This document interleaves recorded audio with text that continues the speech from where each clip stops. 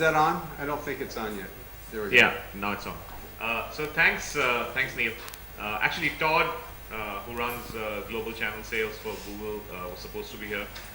Unfortunately, he had to rush back for some business back to the U.S. So I'll try and fill in for him. About me, I joined Google about 2.5, 3 years back to set up the channel sales business for Google in India. Before that, I actually started my career with Yellow Pages. So I'm a part of your industry. I worked in Yellow Pages for about 7 years before I decided, I got to think of doing different things. Set up the SME business for one of the largest internet companies in India, called IndiaTimes.com, which is a part of the Times of India group. Then I was running VeriSign's business for India for about 5 years, 4.5, 5 years before I joined Google. VeriSign, if you guys know, runs the .com and .net registry globally, and of course that gave me a lot of insight into the small business space and working with small businesses, helping them go online, helping them succeed online. So I've been there, done that, been on that side of the table, been on this side of the table. So hopefully, in the next 25, 30 minutes, and over the next course of 2 days, we'll be able to share some good insights on what some of our learnings are. What I wanted to do today is, spend a little time with you. A lot of things you already know. What I'm going to talk about, probably try and reinforce some of the things that we at Google are seeing. Also, would like to take this opportunity to, answer a few questions. If you have, we've discussed, what are the opportunities on working with Google, and probably answer some of those questions. So, kind of let's get started. Today, if you look at it, we are, what I call early and slow. We are very early, or we are very in infancy in computing. Today in the world, there are about 2.5 billion, 2.8 billion people on the internet, which is not even half the human population. And as you go the next 5 years, we'll have the entire planet using the internet. There are still many areas which are dark, right? Vast populations in Asia do not have access to the internet. Vast populations in Africa do not have access to the internet yet. And when we get all of them online, the world will be a different place. So, and also we are slow. We are not moving fast enough in some of the regions. We have governments who don't support. We have technologies which do not support this access.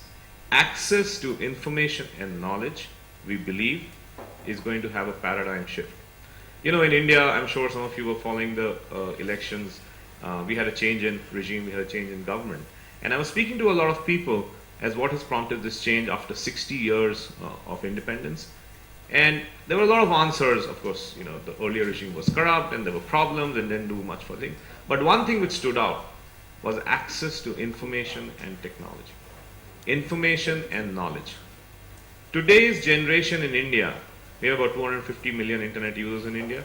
Today's generation in India have so much of access to knowledge and information that it was not there earlier. So you could get away with doing something wrong, but not anymore.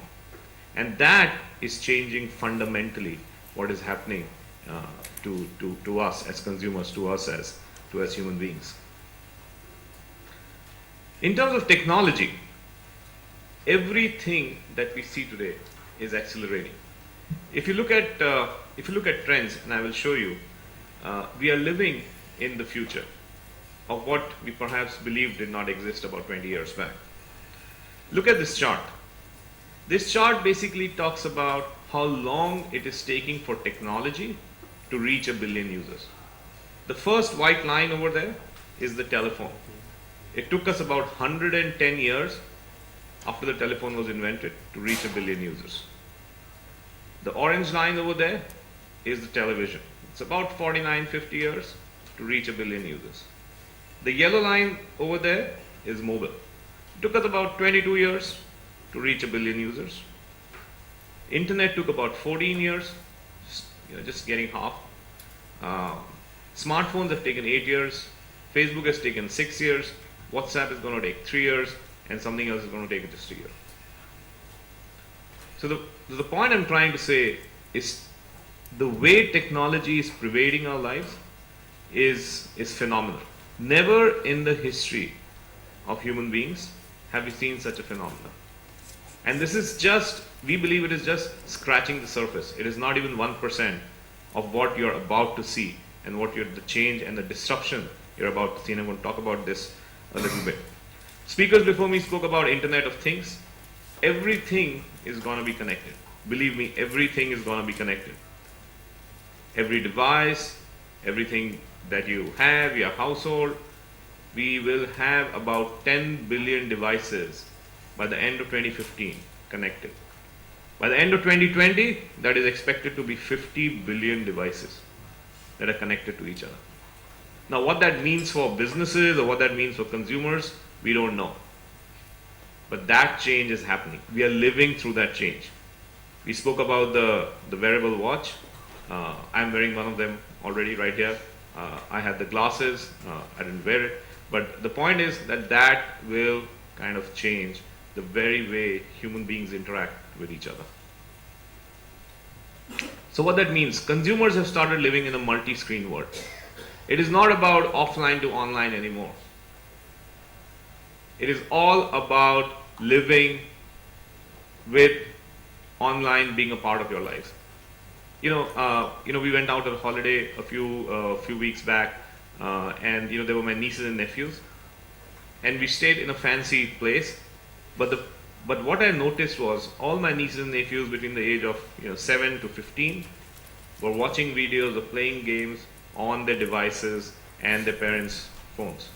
They did not open the TV for a single hour during those 5 days. They saw their videos, they had their games, they had their friends, all on those devices. No TV. And that's fundamentally changing the way we think. There are some of these examples. We have brushes that can connect to your app on the phone. They tell you your brushing habits. Doesn't sound any cool just now. Like, who wants to know about brushing habits, right? I brush in the morning, I brush in the evening, sometimes in the afternoon. But why should an app tell me that? But this will fundamentally change. You have dog collars which can tell you how long your dog has taken a walk. When are his vaccines due? Stuff around that. If your dog is loitered around, you can just track him on the map and maybe exactly see where your dog is, right? So there are many such technologies which are kind of pervading our lives every day, and we don't realize it. We don't realize it on a day-to-day basis. But let me tell you, if you're getting bored of my presentation, you will be all down on your phones and your laptops and figuring something else out, right? It has kind of come from behind, and all this is kind of entering our lives. This is what a minute in a day looks like in the internet world. You have email, you have YouTube, you have the amount of users, you have searches, you have social with Facebook, you have Tinder, you have WhatsApp, WeChat, kind of all pervading technologies into our lives. This is what has fundamentally changed. We have to understand this before we look at thinking of what we want to do with our businesses, what we want to do with our customers, what we want to kind of technologies we want to build, how will we surface them. We have to accept this fact that change has happened, is happening, and disruption will accelerate. It will not slow down. And I'll talk a little bit more about that. If you look at the Industrial Revolution about 200 years back, when large steel plants, when manufacturing took a big leap, it was all about corporations, right? Big corporations, General Motors, Ford, General Electric. Then it changed to suppliers. So corporations used to control what you will buy, what you will see. I will make what I want to make. You want to buy it, good. You want to buy it, it's too bad. Then it kind of changed to distributors and suppliers. And they started controlling the businesses of how we see what we watch what we want to see. Cable companies control the consumers, telecom companies control the consumers. If the telecom company decides that I want to push this to the consumer, so be it. If they don't decide, too bad. Today it has changed. It is the consumer which controls everything.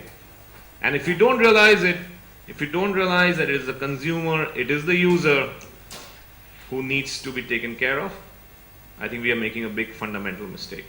I keep having these discussions again and again. I keep talking to people, oh, I want to sell this package to my customer. It is what you want to sell. Is that what your customer or your user is looking for? You have to fundamentally think of what the end user will look for. Not, I need to make this a high margin package or a low margin package. Your customer probably doesn't want it, or his user doesn't care. So you have to start thinking of what the user wants. And I spoke about traditional business models are fundamentally getting disrupted. This is a graph of the music industry. The red line talks about physical purchase of music, and the yellow and blue line talks about online downloads. Music industry in the old form of the way we've developed records, cassette player, CD, doesn't exist anymore. I don't know how many of you bought a last CD. I mean, it's been ages since I bought one. We all download it, right? Or we take it from friends. It's been a long, long, long time ago, if you look back at it. I still have some of those old cassettes of no value now. My wife wants to keep it just for emotional reasons, but I don't see any value in that anymore. These are some of the other disruptions that are happening. I'm sure most of you have used it, you've loved the services, and they've kind of entered your lives. Uber, redefining transportation. You have your mobile, you control through an app, a car comes and picks you up. Very soon you will not have a driver in it. It may look impossible just now. I'm telling you, 15 years down the line, you will have taxis which will not have drivers. No parking problem, no driver problem, no accident problem. It will change fundamentally the way transportation looks. We have to accept it that this change is happening. Education, Khan Academy. I'm sure our kids, see videos over there. Schools are using Khan Academy to kind of now teach. It's a very different way of the way we kind of learned as education in school and college. Disruption. Technology leads to disruption. WhatsApp, Line, WeChat. Asia is hooked on to it. SMS industry is dead. I was speaking to a few telco friends and I was telling them, don't keep talking about SMS. It's dead. The way we communicate has transcended culture, gender, countries, geographies. I don't know Japanese, but I have Japanese friends online. I can send them emotions, I can send them stickers. Doesn't matter. We still communicate. The way the English language is structured is changed. YT, you there? ASL, age, sex, location. That's a fact. Who writes your, Y-O-U-R? It's UR. That's the language which everybody is communicating in. There's a fundamental shift. Airbnb. Again a platform, booking places to stay. Cheap accommodation. Fundamentally changing. And then this is a slide I know all of us don't like. But this is happening. This is fundamentally happening. And it will happen. The yellow line talks about the declining revenues in the Yellow Pages industry. And this is not a report we have published. It's published by Kelsey. And this is reality. I've been a part of that industry, so I know. And it is about time that we realize this is happening. But that does not mean that life is over for this industry. And I'll explain to you why. There are huge, huge opportunities. The future beckons us. The future beckons the Yellow Pages industry, and the small businesses need the Yellow Pages industry. There is no industry in the world which can take care of small business needs. Currently, we have not seen that disruption yet at scale.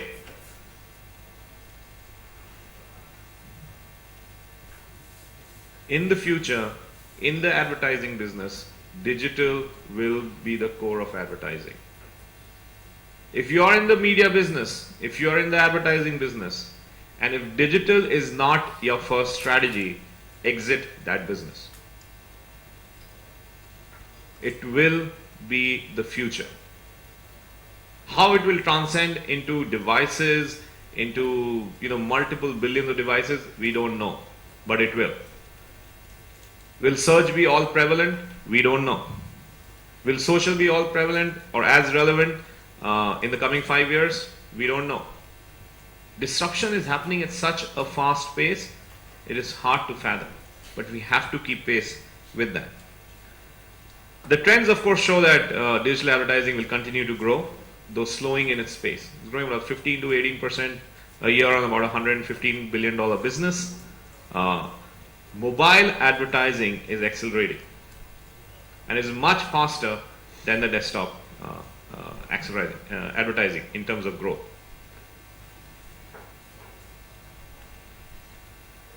Television. Today, television advertising globally is increasing by about 7% CAGR. However, if you look at the breakup on the right hand side, the digital part of the video advertising is going to 3x in the next 3 to 4 years, maybe even 5x. The time spent on video on digital is increasing every day. I just gave you an example of the new generation. They don't see TV. In fact, my wife stopped seeing TV. She's like, I watch it on my YouTube channel, whatever shows I want to watch. So, and it's important that we as people who are owners of media, who work with small businesses, kind of get that. And then try and figure out what are the strategies I need to be in to kind of be a part of that disruptive change. Opportunities in APAC. Majority of the APAC population currently is still yet to come online.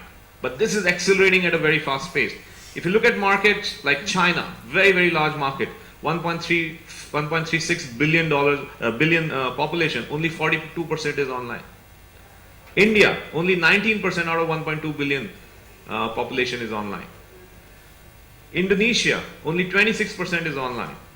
The only markets who are probably close to 100% adoption of internet is Japan and Australia. So huge opportunity in APAC. And already populations who are online, people who are online, majority of their time is spent on digital. In Japan, the green line represents the digital, is far higher than any other country.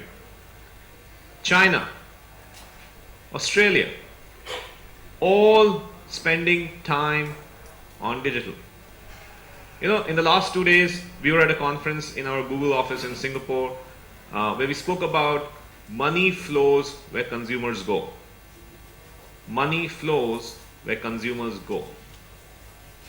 Consumers are all spending more and more time on the mobile, on the internet, are being connected. You look at your own habits. How much time you spent reading the newspaper in the morning, if you did at all? And how much time are you spending on the mobile just now?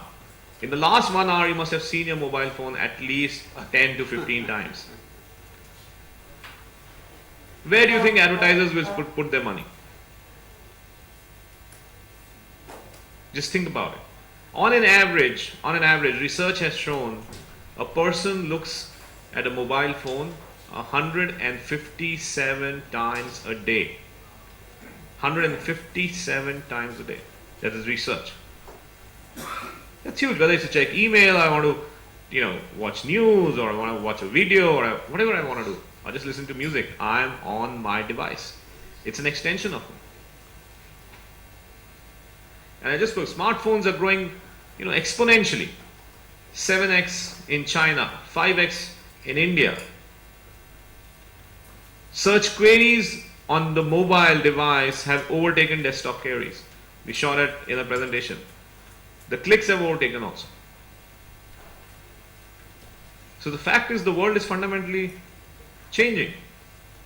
But here is the opportunity. And have a look at some of the next slides are online. There's a huge opportunity. The same case in Japan.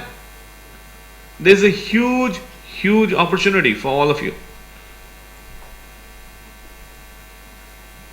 And you may think that, Google is all pervasive, all big. Less than 2% of SMBs in APAC use AdWords. Who do you think is going to get them on AdWords? Is there going to be a new company which is going to create a disruption and get them? Or is it going to be you guys? Less than 2% of small businesses. Google needs your help. You have to understand that Google cannot do it on its own. If it had to do it, we would have done it. SMBs need you. They need to be successful on the web. Of the SMBs who are online, only 55% have mobile optimized sites. Less than 1/4 of the SMBs who are online track their goals. They don't measure how they are doing in their online advertising. Somebody has to help them, right? And what that means is less than 50% are happy. More than 50% of SMBs are unhappy with digital advertising. And these are facts. A lot of you are, kind of sell AdWords and sell digital advertising. Anybody faced a problem with churn, advertisers not coming back? It is because of this. Most of us face that problem, including Google. So what should we be doing? We as an industry, what should we be doing? I keep talking to people and I always come back and tell people that I want you to think back about 25 years back, 30 years back, when most of you started these businesses, of what childlike inquisitiveness all of us had. We were wanting to learn, we were wanting to do exciting things, we were wanting to grow. We should go back to that stage. We should not think we are these big, large companies. We have to go back and think like we are infancy of this phenomena. And how do we make money out of this? Because that is the only way. If we try and shift a large ship, it'll just take so long to turn. And that is the challenge I think this industry is facing. We have to think like a kid who's just learning and not be afraid to learn, not be afraid to grow, not be afraid to take that risk. Because we took all that risk so many years back. Who thought Yellow Pages would be such a successful industry? I've been a part of the YP industry and I know how successful we were. We used to have offsites flying over in choppers, going to fancy tea gardens. I've been a part of some of them. I was a sales rep. I've gone and sold. I didn't have to sell, it just sold. I had advertisers lining outside my office and saying, the book is closing, I need to advertise. Those days have changed.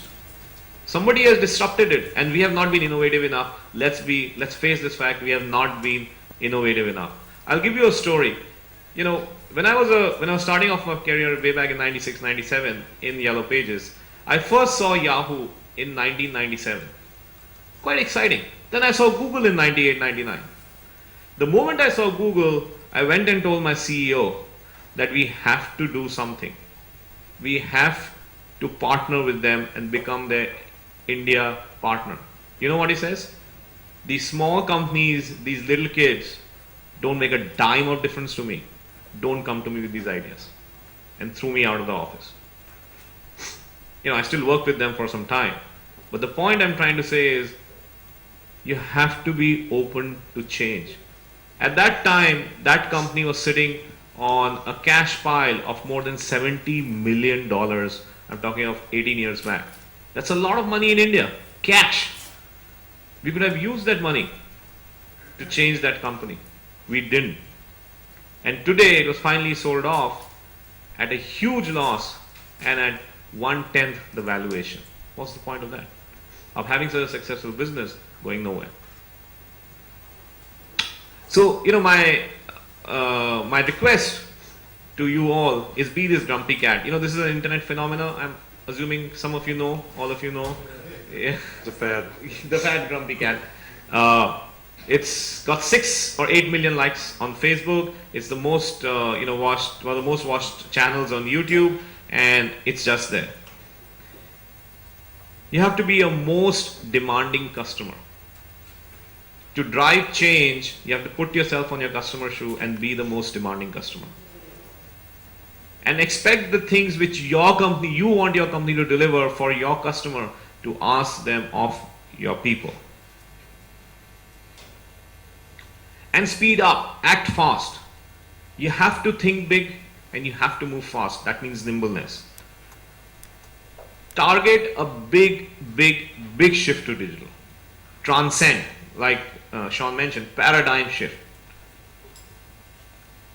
You have to inject new talent. Cannot keep flogging the old horse. We've had success with folks that we've been running this business with, but we have to inject new talent. Smart creatives, or what we call the new age digital creatives. And we have to move at the speed where consumers are moving. We have to do that. Otherwise, this industry is just going one way. So what do we at Google do? I run the India part of the channel sales business. We have an APAC organizations. A lot of my colleagues from APAC are here. Some of you already work with us. Some of you, I would wish, would work with us more closely. You can start looking at partnering with Google, and channel sales is the entry point. We of course help you differentiate and grow. We help you drive profitability, and obviously try and reduce your cost of sale. And there's a whole bunch of things, and we have a whole organization that helps you do it. Our compensation is linked to your success. If our partners don't do well, we don't get compensated, we don't get promoted. Our bonuses, everything are linked to how this thing grows. And to be honest, people who have worked with us would know that, because we want to make sure that we help you succeed in this business. This program was started about 4 years back globally. We have about 350 partners in 44 countries. It's one of the fastest growing businesses for Google, for our partners, for the advertiser. It is a very successful program, the PSP program. And we have, in the last 4 years, invested heavily in our partners. We've increased operating expenses, obviously invested a lot in people, to support our partners. We've launched a global channel marketing team, so we have a lot of channel marketing programs. Tinting from a APAC channel marketing team is here. You can interact with her, she's right in the corner. And we've obviously launched a new sales training, the Trusted Digital Media Advisor. It's a globally awarded training program. I would encourage you to contact your local channel programs manager to deliver that training to you and your sales rep. And we run a lot of sales competitions for the sales rep. In fact, one of the most popular competitions, some of you would have taken part in that, was the competition we ran for the for the Football World Cup. I'm sorry, being an Indian, cricket keeps coming back. The Football World Cup in Brazil, where we took about 150 sales reps from around the world for that World Cup. So lots and lots of competitions. APAC, we have about a 50-member team and growing rapidly to support our partners. And that leads to about 85% of partner satisfaction. We continue to make sure that we try and improve.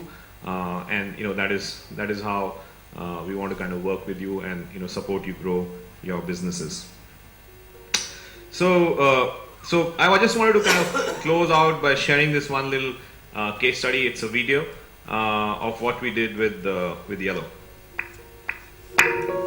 About 5 years ago, I had a major heart attack. I lost my job a few months later, and it was about starting life all over again. Therefore, I started this business. My name is Sunny Naidu, and I'm the owner of Smart Ohm Technology Limited.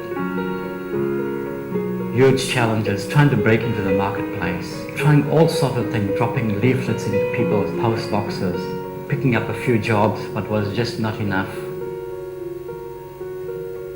All I did was get in touch with Yellow. It's a very simple process. I've got 2 account managers at Yellow. We meet basically once a month and we discuss how the campaign is going. Sunny's campaign, it's constantly been growing. Basically what we do is get a business a lot more visibility on the Google network. Digital is more measurable. We know what is going on, and we can constantly keep on making changes and tweaks because digital landscape keeps on changing. Marketing has never been my forte. I think the best thing that ever happened for me is to give my whole campaign to Yellow. I'm just totally relaxed. I just don't worry about that side of it anymore. I'm happy to say I've got over 2,000 loyal customers on my database. This is the reason why smart home technology is surviving 4 years in. Yellow has given me my life back.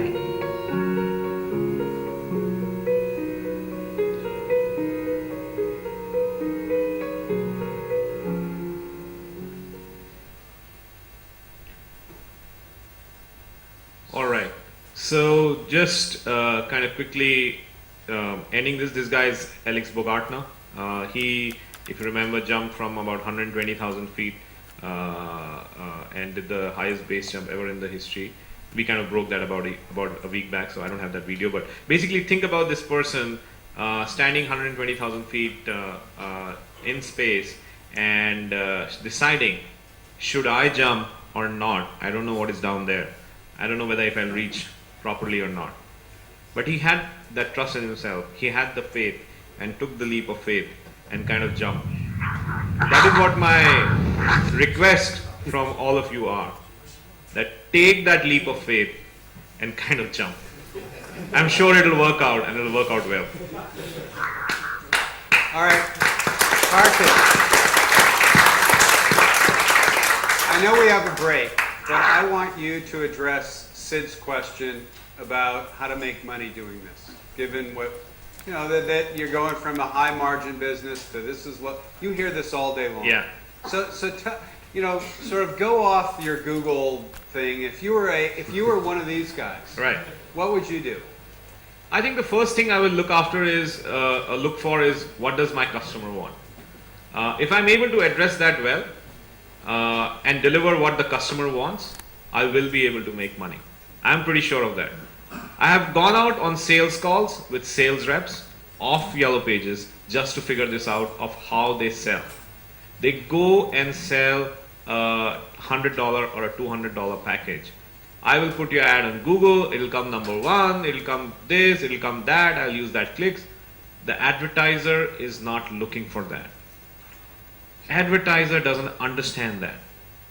If you flip the conversation and say that I will give you X number of new customers, you will have his attention. And that will drive margins and profitability for you. We have done that. I've actually gone out on calls with sales reps in Australia. I've gone out on calls with sales reps in India, and we have managed to convince them of delivering customers, not running AdWord campaigns. You give me $100, give me $200, give me $1,000 a year, whatever it is, I will deliver X amount of new customers to you. Think of the user, think of your customer's user, you will build a profitable business. If you think about selling AdWords, it's not a sustainable business. I'm not here to defend myself. It is not a sustainable. If you go and sell, I'll run a $200 AdWord campaign and I'll make some margin which Google gives me, I will never make money. I will not do that. If I was running a business, I will not build a business like that. One question. Let's take one and then we have to go to Asaf. the break. Sure. Speak loudly. Is the Google approach towards paying commission is going to change?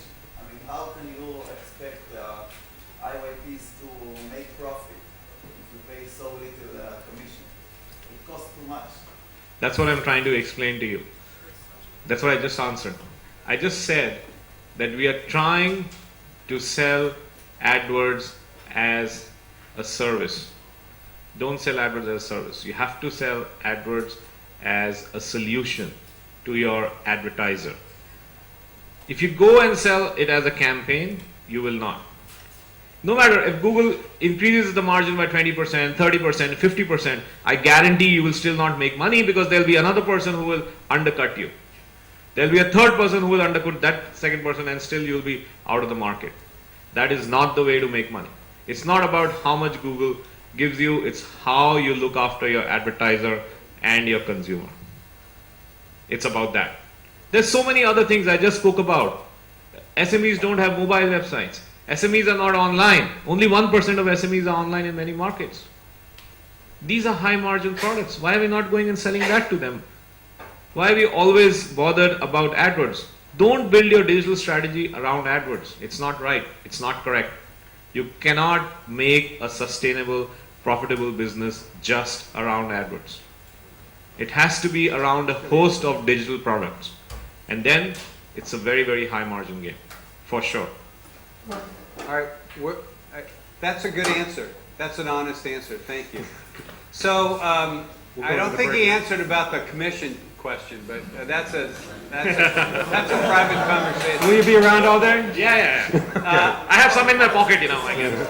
Bartek will be around all day. You can find him at the break, which is starting right now, and we'll be back here in